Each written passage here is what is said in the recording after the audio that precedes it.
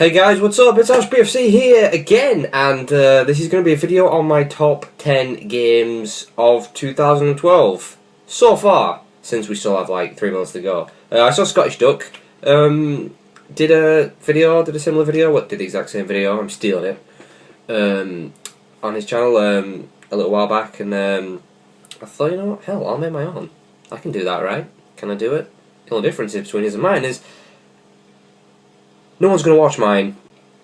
So yeah, wow, this was really hard.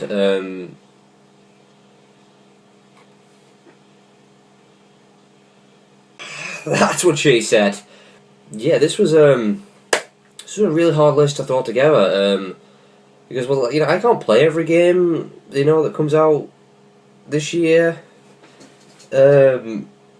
So I can only really do it on the games I've played, and there's still a bunch I've yet to play which will make it to this list, but it was hard to fill this list of 10, because it has been a kind of a sucky year for gaming, let's be honest. It would have been a good year, but a lot of the games got pushed back to next year, so next year is going to be a pretty damn good year.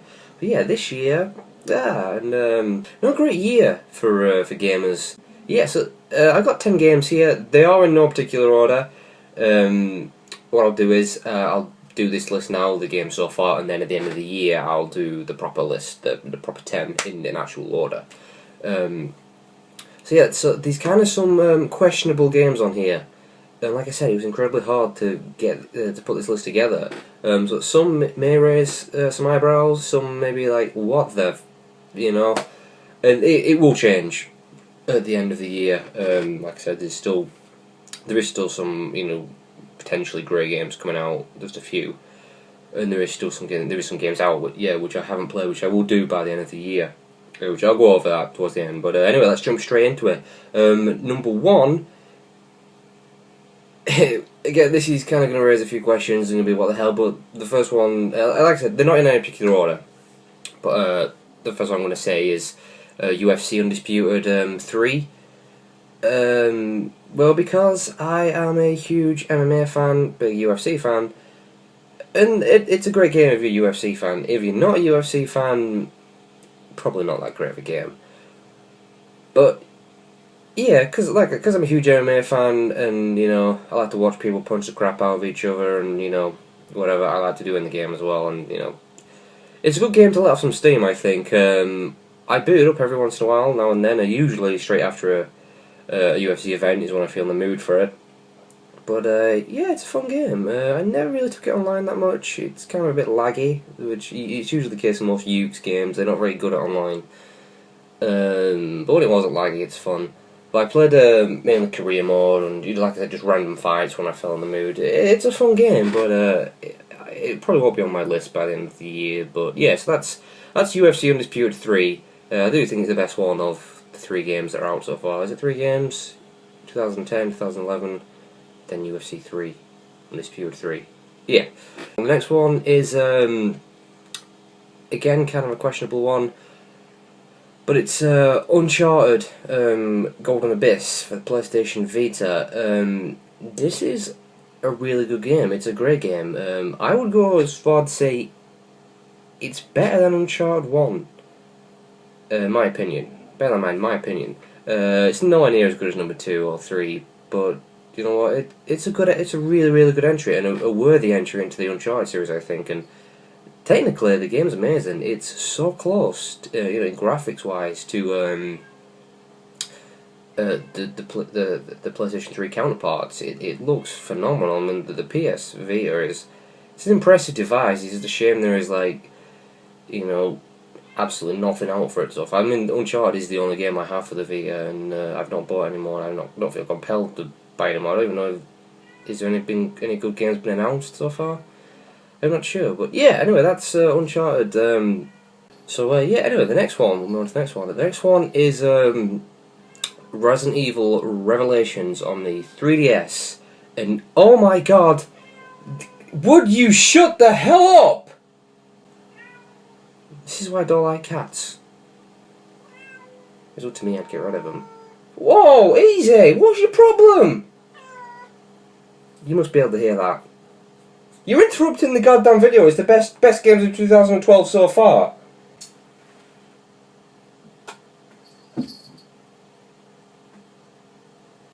Yeah, Resident Evil Revelations on the 3DS. It's probably my favourite game so far on the 3DS. It's really, really good. Now, I hate what's become of Resident Evil. I'm an old school Resident Evil fan. I've been playing it, since the first one in, 1996 when I was a very young kid, and it scared the hell out of me, but I loved it. I love the survival horror. That's what Resident Evil is to me, and well, it's nowhere near survival horror. Capcom just giving the middle finger to the old school fans. Yeah, and I'm very annoyed with it. I mean, 4's great. 4's a worthy entry into the series. I know it's the most highly rated and highly praised Resident Evil. My favourite Resident Evil will probably always be Code Veronica. That's just amazing. Resident Evil 4, it kept most of the themes, what is Resident Evil. It was a horror game. It kept the horror there. It was done well, and they did go for the more action style. But you know what? In my opinion, it's a very worthy entry into the series. Even though it was a little bit of a big departure, but it still maintained a lot of Resident Evil. In a way, it was kind of still, horror-wise, it was true to the series. I mean, those regenerating enemies, what they call regenerators. They were like some of the creepiest enemies ever in Resident Evil, so, it's a great game. And then 5 just left one sour taste in my mouth. That's what she said. Damn it. Besides its graphics, I didn't like a damn thing about that game. It shouldn't be called Resident Evil. It was just a horrible, crappy action game. And then number 6 is even more of a middle finger to the old school fans. It looks horrible. Why can't they just drop the Resident Evil name? They will drop the Resident Evil name now because it's an established franchise, so it means more money. But it has regenerating health, so that alone is the reason why I will not be buying that game. But anyway, enough rambling. Resident Evil Revelations.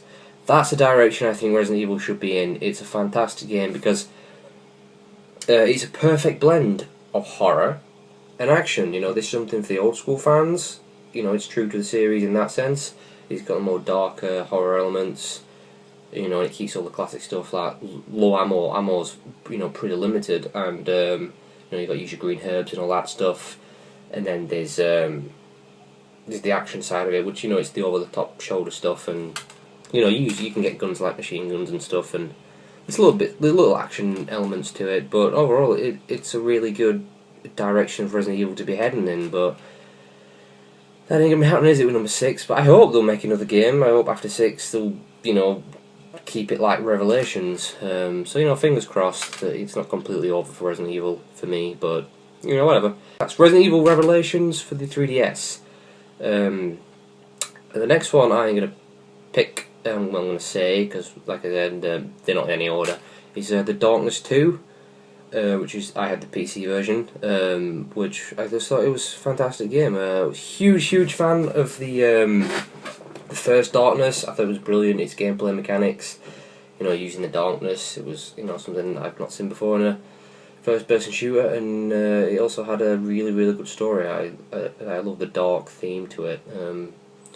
Yeah, it was an awesome game. And then when 2 got announced, and I saw it wasn't being developed by Starbreeze, I was kind of like, yeah, probably not going to be that good. I was very sceptical, but then I watched a trailer on it, a gameplay trailer, not long before it got released, and I thought, that looks pretty damn good. So I thought, I'm going to buy it, and I bought it, and I was really pleasantly surprised by it. It's a really good game, very true to the first Darkness game, and in many ways, it's actually better than the first Darkness game. That's Darkness 2. The next one I'm going to say, again, is a questionable one, but it's Silent Hill Downpour. Now, I'm a huge fan of the Silent Hill series, and I'm very happy that the Silent Hill series is still, it's still a horror series. It's not quite survival horror as much anymore. It is still to an extent, but at its core, it's still they're all horror games, aren't they? They could easily sell out and, you know, go the Resident Evil way. But no, they stay horror, and I like that. I appreciate that. And although you know, it's not as good as it used to be, I still think it's great. I still, you know, loved Homecoming. You know, Shattered Memories was great, and I thought Downpour was a worthy entry in the series. I enjoyed it. I really did. It was very true to what Silent Hill is. Yeah, fun. Silent Hill Downpour on the list. The next one is going to be so look there, what we got.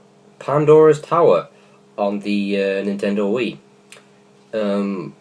One of the best Wii games I've played. Now, in all fairness, I've not got too many Wii games, you know, under my belt. I've not really played much of the Wii ever since it came out. My least favourite console this generation by far. But you know what? It has got its great games. You know, buried in there. But you know, Pandora's Tower. One of the games, part of Operation Rainfall, which sadly I don't believe this is coming to the US now. Like, I know Last Story and Xenoblade are out, but I don't think Pandora's Tower is going to be coming over there, which is a shame because it is, like I said, I think it's one of the better games on the Wii. It's really, really good. It's a, you know, it's a great third-person action slash, you know, platformer slash puzzle sort of thing. It's a really, really good game. Surprisingly, I really enjoyed the motion controls, which sounds weird for me to say that, because I hate motion controls for the most part. 99% of motion controls I hate. But you know what? They were great. They weren't too heavy, they weren't too forced, and Pandora's Tower, they worked well, and yeah. And you know what? And I think Zelda could learn some things from this game. It's a really good game. My only kind of gripe with it would be possibly the there's not too many enemy types, kind of a lot of enemies are the same, and the time mechanic thing, going against the clock, kind of gets a bit annoying because like you keep having to go back to your base to feed the girl monster's flesh, and it can get a little bit annoying. I prefer just to be able to do my towers in one go without having to, you know, race against the clock to get it done. So yeah, it's not too bad. But yeah, that's Pandora's Tower, a fantastic game on the Wii. Next one I'm going to pick is so look. Sleeping Dogs. Now, this is a brilliant game. This was a nice surprise for me.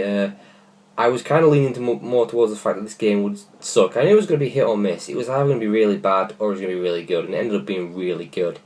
In fact, it ended up being great. It's a really, really good game. Yeah, it brings some pretty cool stuff, and you know, and it has a surprisingly good story to it as well. I thought. Yeah, I thought it was kind of a cheesy, sucky kung fu kind of, you know, story, but it's actually really good. It's a really good story, and overall it's a really good game. I think it really shines with its the combat as well, the hand-to-hand combat, which is kind of the main focus of the game. It's really good. It kind of has like a free flow sort of combat mechanic into it, much like you've seen in Batman, the Batman games, Arkham Asylum and Arkham City, and kind of like Assassin's Creed, where it kind of flows really nicely, combat, all the animations nicely integrated, so like you could be punching one guy in the face and then you can reverse another guy who's trying to kick you, grab his leg, knock him down, and it works like that. It's really, really good. So yeah, that's Sleeping Dogs, a great game, and I probably do think this game will stay on the list and still be on the list by the end of the year. The next one is Mass Effect 3, which I think it's an amazing game. Now all I ever hear about this game is the bitch and moan about the ending. Oh, the ending sucked, it ruined Mass Effect. It's ridiculous. It's been blown so out of proportion. It's just absolutely ridiculous. Is there no pleasing gamers these days? Come on, what the hell? What the hell? And you know, let's just forget about the ending for a second. Let's just think about everything that came before the ending, okay? You know, across the entire Mass Effect series. But yeah, I think 3, sucky ending or no sucky ending, it's an awesome game, the best in the series, and one of the best games I've ever played. The Mass Effect 3 trilogy is one of the greatest trilogies I've ever played, and yeah, there's no doubt in my mind Mass Effect 3 will be on the list at the end of the year. Yeah, it's an absolutely amazing game, regardless of its ending. So, the next one, which I think I stated in one of my early videos that this was probably my game of the year so far. I'm going to take that back. But anyway, the game is The Last Story on the Nintendo Wii. It's the best Wii game I've ever played. I've not played Xenoblade yet, and that seems to get rated higher than The Last Story, but I do think Last Story will probably... I probably prefer Last Story, it's more my thing, but I'm sure Xenoblade will be amazing as well. But yeah, like I said, I've not played Xenoblade, so... But so far, The Last Story is by far the best Wii game I've played. It's amazing. I love it. I was a huge fan of Lost Odyssey on the 360, also by Miss Walker. That was it's one of my favourite JRPGs of all time. It's amazing. And yes, I was expecting big things from The Last Story, and it did not disappoint. It's fantastic. It's an amazing game. It's an amazing game, and it's without a doubt one of the best games of the year, and it will stay that way. I think it's absolutely brilliant. It's got a great story, great controls, great combat. It brings some new things to the action RPG genre while kind of respecting tradition. It's brilliant. I absolutely love it. I can't praise this game enough. It's fantastic. Which brings me to what is, and I know the rest weren't in any order, but what is so far my game of the year, and that is Max Payne 3. Again, I'm talking about the PC version here. Actually, I did have the Xbox 360 version and the PC version. I completed the game twice. So I've done, they're just as good across all three platforms. So yeah, Max Payne 3. Huge Max Payne fan. The first game blew me away back in the day when I was a kid. It was amazing, amazing story. Such a dark, theme, amazing dialogue. Remedy made two amazing games with Max Payne 1 and 2. And I was waiting for the longest time for Max Payne 3. I mean, how long was the gap between Max Payne 3 and 2 and 3? It was quite a few years, wasn't it? And then when it was announced and I saw that Rockstar was developing it, not Remedy, I was like, you know what? That's great. That's fine by me because Rockstar are an amazing company and they did an amazing job. It could well be the best Max Payne. It could well be. I'm not too sure yet. It possibly is. It's so true. If you love the first Max Payne 1 and 2, you're gonna love 3 because it's so true to Max Payne. Its graphics are amazing. It's got a great story, again, great dialogue. It's got the best gameplay of all the Max Paynes. It's just brilliant. And it's got a multiplayer as well, which is another bonus. It's a fantastic game. Best game of the year so far for me. So that's Max Payne. Absolutely fantastic. Which then brings me on to the games that I've yet to play and which still got to be released. One being The Journey, not The Journey, just Journey on the PS3, which I'm hearing amazing things about. It scored very high, so I will check that out before the year is done. Another one which I haven't yet to do is The Witcher 2 on the 360 Enhanced Edition. Again, a very highly rated game, and I need to get around to playing that. And Tales of Grace's F just came out in Europe here on the PS3, so I will be picking that up. But whether or not I'll get that done by the end of the year, I don't know. Maybe, we'll see. But and then what's still to come out is Hitman Absolution. Again, I'm really looking forward to that. Could very well be on the list. Assassin's Creed 3. Looks amazing. I mean, I did lose interest in Assassin's Creed after Brotherhood. I started to feel it was milking the franchise. But after watching videos of number 3, it looks amazing. Could be the best one yet. So yeah, that's Assassin's Creed 3. Could very well be on the list. Hopefully it will be.